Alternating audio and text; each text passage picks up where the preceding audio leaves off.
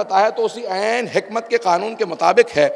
یہ تمام کے تمام چیزیں. آئیے ذرا میں نماز سے متعلق چند چیزوں کو پیش کرنا چاہتا ہوں آج کہ نماز یہ جب آپ شروع کرتے ہیں، جناب امیر سے پوچھا گیا مولا یہ نماز ایسی ہے. عزیزان گرامی، یہ جو افراد کہتے ہیں نا صبح صبح ورزش کر لیجئے، تمام اعضاء آپ کے جیسی ان کو ورزش کی ضرورت ہے وہ ساری چیزیں نماز میں پائی جاتی ہے.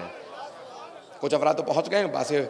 عزیزان گرامی، انسان کی جو ہاتھوں کو اٹھاتا ہے، آپ آتے ہیں کبھی آپ نے دیکھا وضو کے اعضاء دھونے والے صرف کوہنی سے لے کے ہاتھوں تک، چہرے کا دھونا، ہاتھوں کا دھونا، پھر سر کا صرف مسح ہے، سر کو دھو نہیں رہے ہیں، پاؤں کا مسح ہے. یہ تمام کے تمام اگر میڈیکل سائنس کے اندر دیکھے جائیں، یہ انسان کی سٹیمیولیشن کے لیے، انسان کو دوبارہ جب انسان نیند میں چلا جاتا ہے یا سستی میں چلا جاتا ہے تو اس کو دوبارہ چستی میں لانے کے لیے انہی اعضاء کو دھویا جاتا ہے. ان اعضاء کو شریعت نے کہا جب دھو لو گے تو اللہ کی بارگاہ میں آنے کے لیے آمادہ ہو جاؤ گے.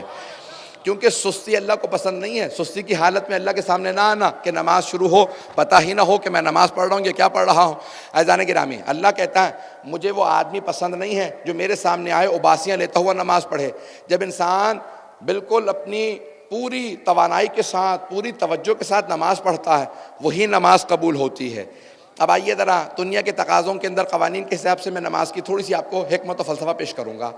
شریعت محمدی میں نماز کی کتنی اہمیت ہے. سب سے پہلے شروع کرتے ہیں نیت کرتے ہیں. سب سے پہلے نیت اللہ کی خوشنودی کی خاطر پڑھتا ہوں. مرحوم ایک بہت بڑے عالم دین، انہوں نے نماز کے فلسفے پہ کتاب لکھی ہے. وہ کہتے ہیں کہ میں ایک مرتبہ ایک ہوائی جہاز میں سفر کر رہا تھا. جہاز میں بیٹھ گیا، 1 گھنٹہ 2 گھنٹہ 3 گھنٹہ ہوائی جہاز لیٹ ہو گیا. میں نے ایک مرتبہ پوچھا کیا بات ہے ہوائی جہاز کیوں نہیں اڑ رہا؟ کہا کہ عملے میں سے، یہ جو ہوائی جہاز کا عملہ ہے ان میں سے کسی نے خبر دی ہے کہ اس نے شاید چھوٹا سا ایک چوہا دیکھا ہے ہوائی جہاز کے اندر. تو جب تک کہ یقین نہیں ہو جاتا کہ وہ چوہا جہاز میں نہیں ہے یا اسے نکال نہیں دیا گیا، یہ ہوائی جہاز نہیں اڑے گا. تو میں نے کہا اتنا بڑا ہوائی جہاز، ہاتھی سے بڑا ہوائی جہاز، چھوٹا سا چوہا آ گیا اور آپ جو ہے وہ ہوائی جہاز نہیں اڑا رہے. کہ نہیں آقا، ایک چھوٹی سی تار بھی کتر دے تو ہوائی جہاز کا تعلق زمین سے منقطع ہو جائے گا، اس کا رابطہ منقطع ہو جائے گا، ہوائی جہاز اڑنے لائق نہیں رہے گا. کہ فوراً میرے ذہن میں بات آ گئی کہ چھوٹی سی نیت ہے، چھوٹی سی نیت ہے، لیکن اگر اس کے اندر تھوڑی سی بھی خرابی آ جائے، دکھاوا آ جائے، ریاکاری آ جائے تو ساری نماز چلی جاتی ہے. یہ چھوٹی سی نیت ہے، لیکن اللہ کے ساتھ اگر صحیح ہو جائے تو ساری نماز قبول. نہیں تو اس چھوٹی سی نیت کی خرابی کی وجہ سے ساری نماز ضائع ہو جاتی ہے. عزیزان گرامی، پہلی چیز ہی نیت ہے. دوسری ہے تکبیرۃ الاحرام. مولا امیر المومنین فرماتے ہیں جب دنیا کے سامنے جب جاتے ہو عدالت کے اندر تو ہاتھ اٹھا کے کہتے ہو جو کچھ کہوں گا سچ کہوں گا، سچ کے سوا کچھ نہیں کہوں گا. ہاتھ اٹھا کے انسان قسم کھاتا ہے. عزیزان گرامی، سچ بولنے کے لیے ہاتھ اٹھایا جاتا ہے. مولا فرماتے ہیں اللہ نے کہا دونوں ہاتھ اٹھا لو. نماز شروع کرتے ہی دونوں ہاتھ اٹھاؤ، اللہ اکبر. پروردگارہ جو کچھ کہوں گا سچ کہوں گا، سچ کے سوا کچھ نہیں کہوں گا، تو سب سے بڑا ہے. اب جب نماز شروع کرو اور کہہ دو کہ اللہ سب سے بڑا ہے تو اب اور کسی چیز کو نہ سوچئے گا نماز کے دوران. کوئی شے اتنی بڑی نہیں جتنا اللہ بڑا ہے. اب یہ نہ ہو کہ نوکری ذہن میں چل رہی ہو، پیسہ ذہن میں چل رہا ہو، نماز شروع ہو، وہ کام جو کہیں یاد نہ آتا ہو نماز میں یاد آنے لگے. عزیزان گرامی، اس لیے ضروری ہے کہ انسان تکبیرۃ الاحرام کہے تو انسان سب سے پہلے اپنے تمام افعال کو، مجھے آج نماز کے فلسفے کو پیش کرنا ہے تاکہ جو ہماری بنیادی عبادت ہے وہ مکمل ہوتی چلی جائے. صلوات پڑھیں گے محمد و آل محمد پہ.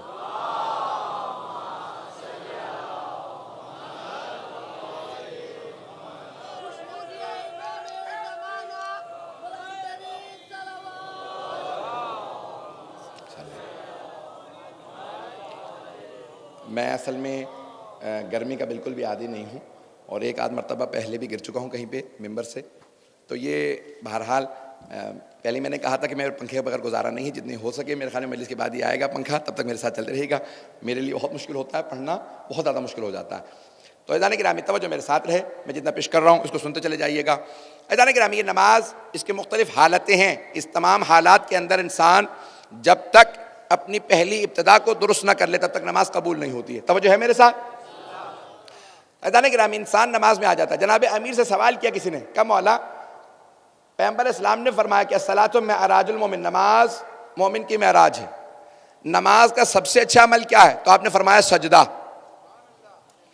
نماز کا سب سے اچھا عمل سجدہ. کہا کہ مولا پھر ہم سجدے کے اٹھنے کے فوراً بعد استغفر اللہ ربی و اتوب الیہ کیوں کہتے ہیں؟ اگر سب سے اچھا عمل ہے تو ہم استغفار کیوں پڑھتے ہیں؟ استغفر اللہ ربی واتوب الیہ. بھئی ابھی ہم نے سب سے اچھا عمل کیا تو پھر استغفار کیوں کر رہے ہیں؟ ہمیں تو کچھ اور کہنا چاہیے. جیسے سجدے سے اٹھے گا اللہ اکبر استغفر اللہ ربی واتوب الیہ.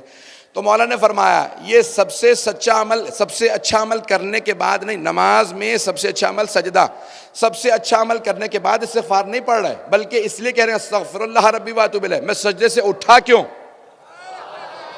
استغفر اللہ ربی واتوب الیہ. دوبارہ اللہ اکبر کہہ کے پھر سجدے میں چلے جائیے. یہ استغفار کے بعد دوبارہ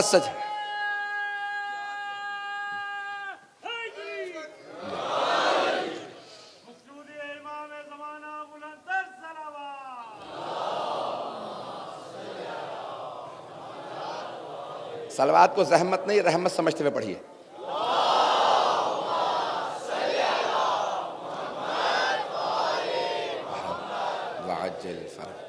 عزیزان گرامی، یہ تمام کے تمام عبادات ان کے تقاضے ہیں. آئیے ذرا جناب امیر علیہ السلام کی نماز کو دیکھا جائے. میں مثال ایک صرف پیش کرنا چاہتا ہوں، بہت تفصیل نہیں دوں گا اور کچھ اور احکام بیان کروں گا.